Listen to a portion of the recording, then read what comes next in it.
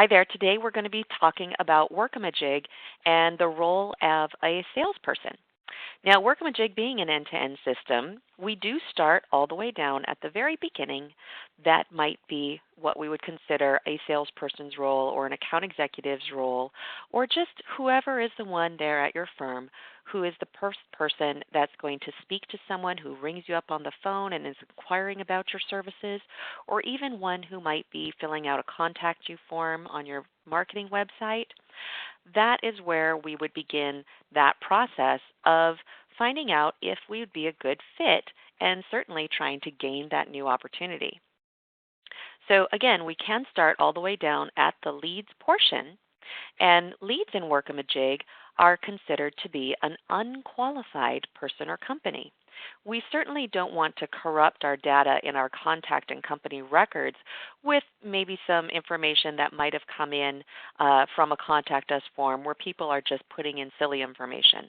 So having our leads separated does indeed keep our regular working data in clean, good order.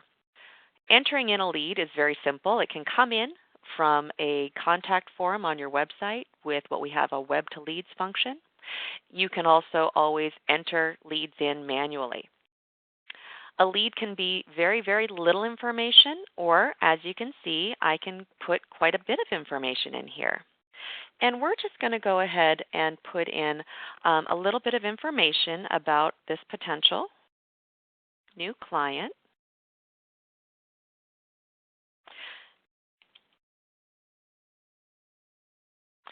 And that's really all I need to get started. With that lead, I might now start setting up activities or documenting the activities that I'm doing to try to qualify that lead. I can use my conversations to either just put in a note. Maybe I reached out and emailed this person to inquire about them.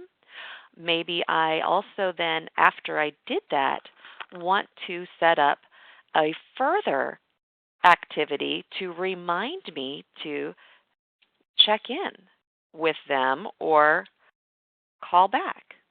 And I can tell the system then that I want to be reminded to do that next week, and that will show up in my list of things to do that day, but it will also be able to remind me if I choose. Our conversations can also be interactive, so I could email those individuals straight from my Workamajig, and that way I can track the communication of the information going back and forth between us. Now, once I've developed enough information to find out that this is truly a firm or an individual that we can do great business with, or we would like to do great business with, I can convert this lead forward into being a real contact record, a real company record, as well as creating a new opportunity. So when I do this, I can initiate the transition out of the leads area into that person now being in my contact database, that company now being in my company database, and this new opportunity that I can now start managing and moving forward with and starting to work to find out where we can go with this potential new client. As you can see, all the communication from when this was still a lead followed forward, so I don't have to be copying and pasting any of the information, and I certainly didn't have to rekey any of that information to transition it. So time saving, but also making sure that we are not leaving as much room open in our system for human error when we're converting rather than rekeying. An opportunity does contain a variety of different information that not only helps us manage and work our opportunity, but it feeds information to others in the system. Again, being an end-to-end system has great benefits. If we know what the potential value of this is, and we know when we anticipate this perhaps coming together and how long this project typically might take, this information can now not only be in my opportunity, but also feed into revenue forecasts that others might be using to see about, are we going to have availability to do these projects resource-wise? What kind of financial effect can we be expecting in the next few months based on where we are with the opportunities we're working on? We can also, of course, track our stage and statuses, and these are all customizable. So if you would like to update what we've provided in the system as your stage or status names, you can certainly do so. And ultimately, we'll be tracking outcomes of our opportunities as well. Now, opportunities also can then be enabled as we're moving through and getting more and more information to add even more to it. So we might have specifications like brief type information. We might want to document if there's more than one stakeholder. Maybe it's not just the person that I started talking to, but there's others in that company that I want to have involved with this growth of the opportunity. And when I enable these advanced features, that will allow me to really tell the system what type of project are we looking at doing for them, or a campaign. And with that, I might choose to tell the system, we're going to do this type of project based on my project templating. That will then also enable me to provide them with an estimate of work for this project. This may be done by the person managing the opportunity, or it may be passed off to a project manager to facilitate. Estimates can be done in a variety of ways. At the opportunity level, we might have some templated estimates coming in from that template project we selected, which would enable us to have some of our standard packages already waiting for us. Otherwise, we can add in a new estimate, and when I add that new estimate in, I can start documenting what level of effort do we anticipate needing to provide to this project. And as you can see, it brought in my standard workflow so that I can make sure that I'm estimating appropriately and not missing any steps along the way.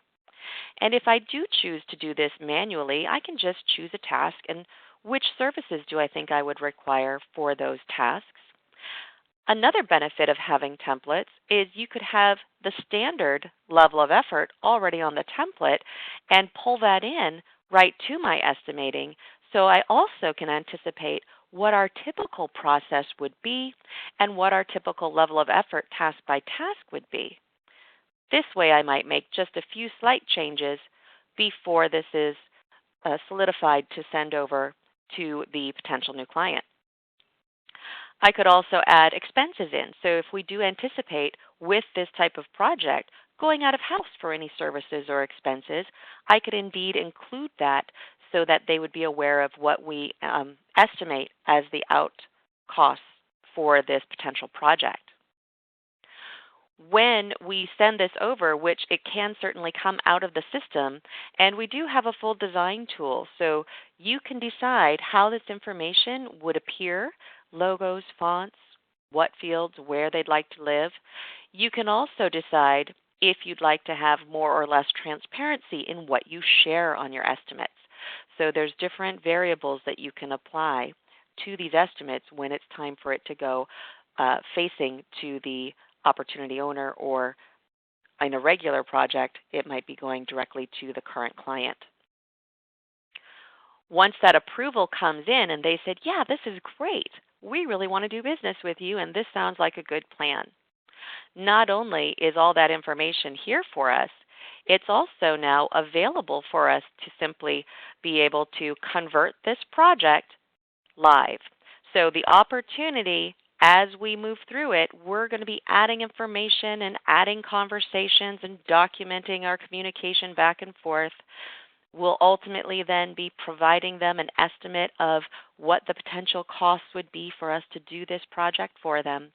And again, when they come back and let us know that they appreciate the work we've done and they'd like to move forward with that, we can simply make this project a live project. So it's going to convert again out of the opportunities area into a full-fledged project that'll now get assigned to a project manager to run with. So that's the end of our demonstration of how an opportunity runs through. I do want to go over some of these different areas in our opportunity so that you can see where we would get this information as I'm managing multiple opportunities. We have an area called Today, and today is always going to be in each role where we're going to see the information that is kind of guiding our day.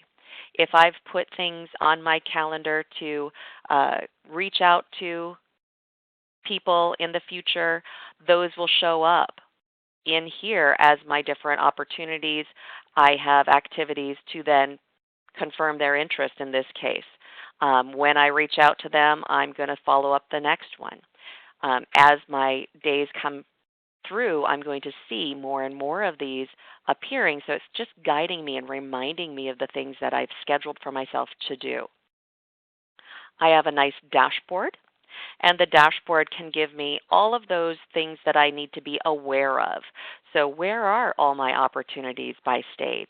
What's the value living in each of those stages?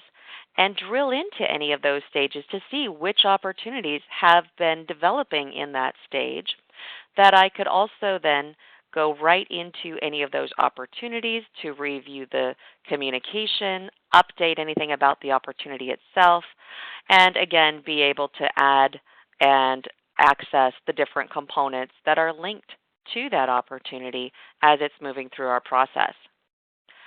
I can have some goals.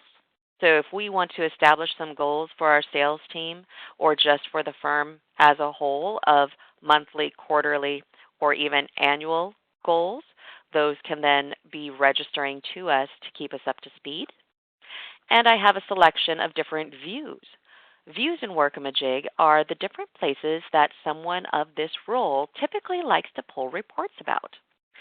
So all of these different areas I can easily go into and see my variable reports in those areas. Any of these listings can certainly have additional filters, and then we can run those reports. We can drill into any of those company records. I can update any of these company records, and I can also distribute these out of the system in a variety of different formats, as well as having the ability to modify any of these listings. We feel in Workamajig that there's a lot of creative reporting in the creative industries, and that's just a given. So rather than having to charge our clients every time they want to have a report adjusted or a new one in that area developed, we would rather provide you with tools so that you have access to every field in the different data sets to be able to update any of the listings or even create your own, so that ultimately, if you do create your own, you're going to give it a name that speaks to the intention of this new listing you've created, and tell the system, is this just for me, or am I going to share it with others? When you apply those changes, that then will show up not only in your listing, but it will also show up in anyone else's that you've decided to share it with, so that listing doesn't have to be recreated repeatedly for others to be able to get access to it. And then we do have a lovely opportunity board. It kind of has that Kanban feel to it, where I can see the different opportunities by stage, and as I'm working those opportunities, I can be easily moving them through the different stages and even drill into any of those to indeed update, review, or ultimately convert forward. So again, everything stays very connected. If you note that you see something that's of interest to you, 9 times out of 10 in Workamajig, you can drill into that item and update or review the detail thereof. And that is pretty much the nuts and bolts of the sales portion. Certainly there's a lot of different components in there that are available as you expand your usage of Workamajig. When we come back, we're going to go take a look at our next component, which is the project manager's component. And at that point, we'll look at not only how a project manager manages their projects, but also our other way of intaking projects simply from creating them right from the project manager's screens.